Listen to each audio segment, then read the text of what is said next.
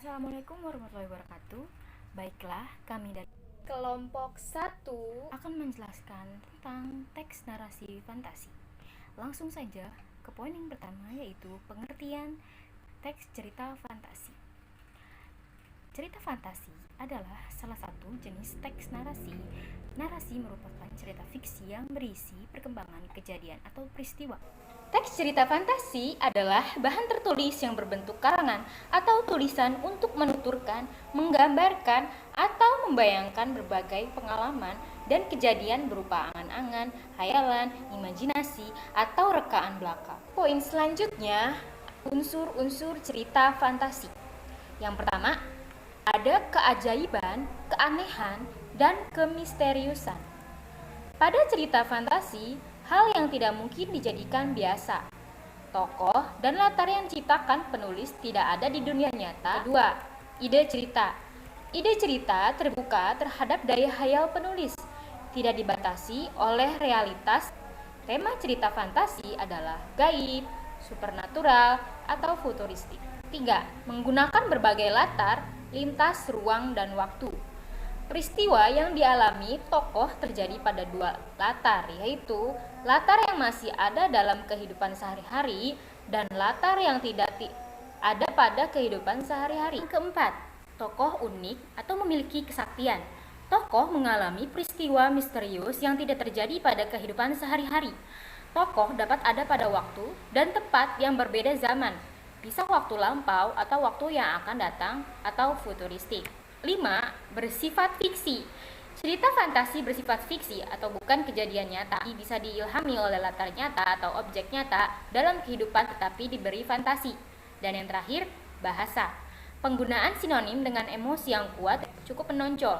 Bahasa yang digunakan variatif, ekspresif, dan menggunakan ragam percakapan atau bukan bahasa formal. Selanjutnya yaitu ada jenis cerita fantasi. Jenis cerita fantasi dibedakan menjadi dua, yaitu yang pertama berdasarkan kesesuaiannya dalam kehidupan nyata ada dua kategori. Antara lain, 1. Cerita fantasi total berisi fantasi pengarang terhadap objek atau tertentu. Pada cerita kategori ini, semua yang terdapat pada cerita sudah terjadi dalam dunia nyata. Misalnya, cerita fantasi Nagata itu total fantasi penulis. Jadi nama orang, nama objek, nama kota benar-benar rekaan pengarang. Yang kedua yaitu ada cerita fantasi irisan, yaitu cerita fantasi yang mengungkapkan fantasi tetapi masih menggunakan nama-nama dalam kehidupan nyata, menggunakan nama tempat yang ada dalam dunia nyata atau peristiwa pernah terjadi pada dunia nyata. Yang kedua yaitu berdasarkan latar cerita. Berdasarkan latar cerita, cerita fantasi dibedakan menjadi dua kategori, yaitu 1. Latar sejaman berarti latar yang digunakan satu masa, yaitu berupa fantasi masa kini, fantasi masa lampau, atau fantasi masa yang akan datang atau futuristik. Yang kedua, latar lintas waktu berarti cerita fantasi menggunakan dua latar waktu yang berbeda. Misalnya masa kini dengan zaman prasejarah, masa kini dan 40 tahun mendatang atau futuristik.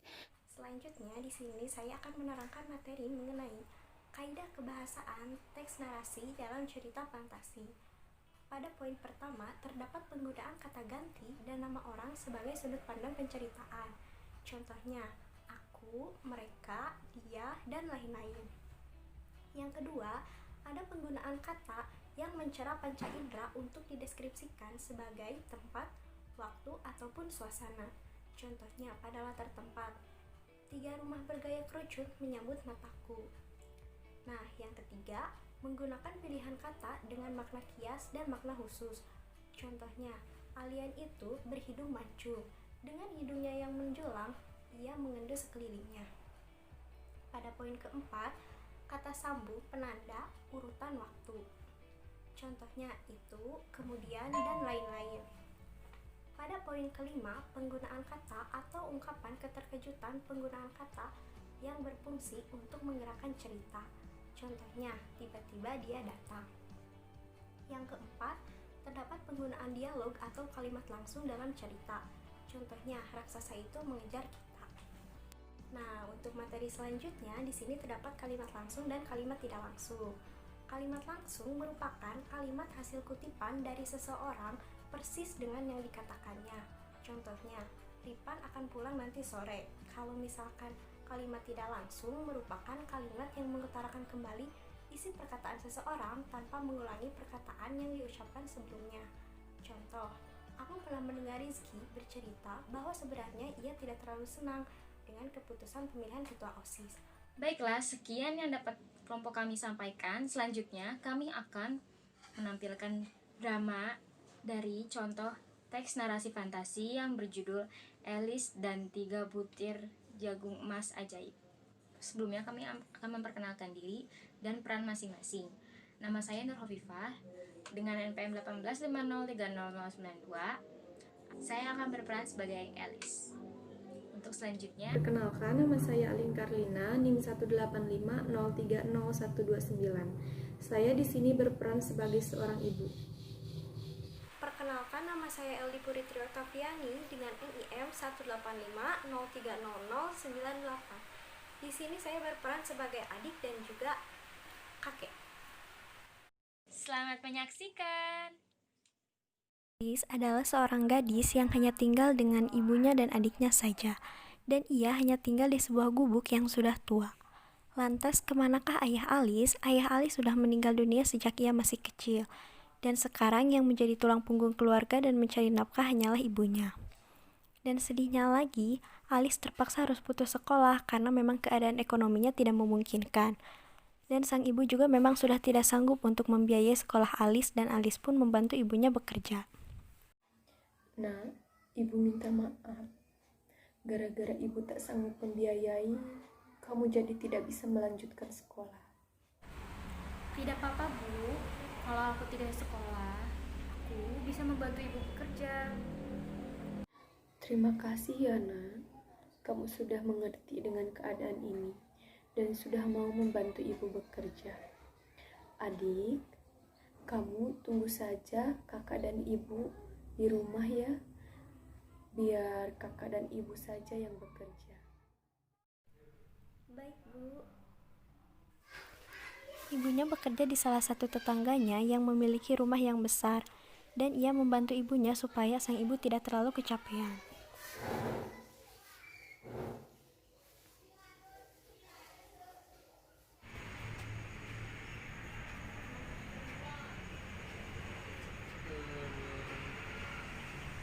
Di suatu pagi, ketika ia mau berangkat membantu ibunya bekerja, ia melihat ada seorang kakek tua yang kondisinya mengenaskan, di mana memang sang kakek tua keadaannya kelihatan sangat lelah, letih, dan juga sedang tersungkur di jalan. Sang kakek pun meminta Alice supaya segera menolong sang kakek. Alice pun bergegas menolong kakek. Kakek kenapa? Iya, Nak. Kakek-kakek terjatuh dan sekarang terluka. Ya ampun, kakek-kakek luka. Kakek tunggu di sini dulu ya. Aku akan membelikan betadin di warung dahulu. Iya, Nak. Kakek tunggu. Kakek, aku sudah membeli betadinnya. Mari aku bantu obati. Nak, kamu mau kemana? Aku akan pergi membantu ibu bekerja, Kek. Alice pun bercerita dengan sang kakek mengenai keadaan hidup. Mengapa di usiamu yang muda ini malah pergi bekerja? Memangnya ayahmu kemana, Nak? Ayahku sudah meninggal, Kakek. Kami bertiga hidup di gubuk. Kamu memang anak yang baik, Nak. Aku juga tidak mampu sekolah, Kek, karena hidup kami sangat berkecukupan. Kasihan sekali nasibmu, Nak. Lalu sekarang ibumu bekerja di mana? Di rumah besar tetangga, Kek. Aku akan membantu ibu bekerja di sana. Kek, lukanya sudah aku obati. Apa kakek bisa berdiri? Bisa, Nak, bisa. Biar Sini kakek aku coba bantu. untuk berdiri. Dan setelah selesai, ia ingin mengantarkan sang kakek, namun sang kakek malah menolak. Sang kakek menolak diantar oleh Alice dan malah memberikan sebungkus kain kepadanya. Ambillah, Nak. Ini hadiah untukmu karena telah menolong kakek. Rawat dan simpanlah 3 biji jagung ini dengan penuh kasih sayang. Setelah dibuka, ternyata di dalam bungkus kain tersebut terdapat 3 biji jagung emas yang juga merupakan jagung ajaib.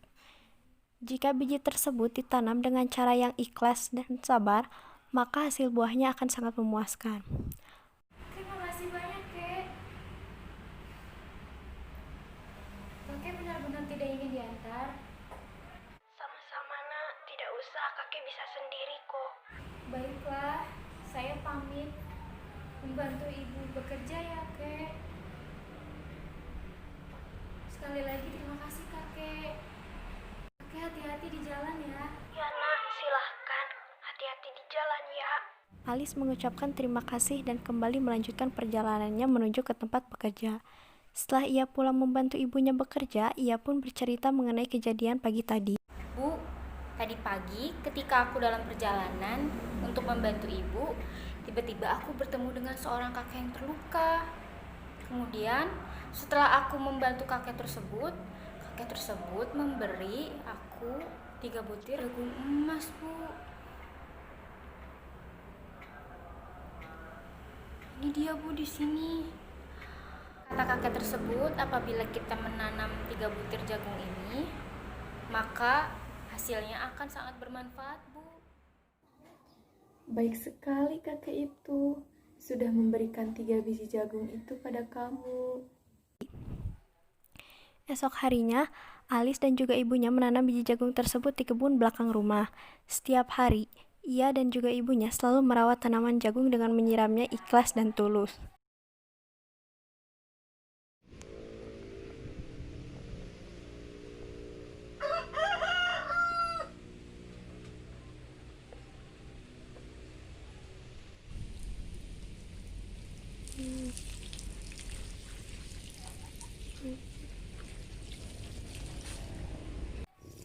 Setelah ia menunggu hingga tanaman tersebut berbuah, setelah tanaman jagungnya berbuah, Alis dan ibunya hendak memaksakannya.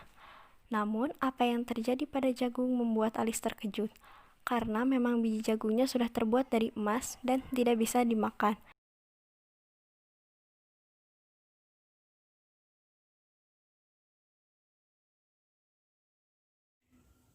Jagungnya tumbuh menjadi emas.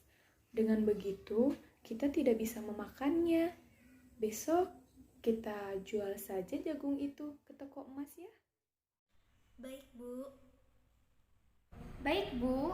Besok kita ke toko emas. Semoga biji jagung emas yang kita jual tersebut bisa memenuhi kebutuhan pokok kita. Ia dan ibunya pun mendapatkan uang dari hasil menjual biji jagung emas tersebut. Ajaibnya lagi, tanaman jagung tersebut selalu berbuah sekali dalam seminggu. Dan itu membuat Alis dan keluarganya bisa mencukupi kebutuhannya tanpa bekerja keras lagi. Sekarang hidupnya sudah sejahtera dan berkecukupan.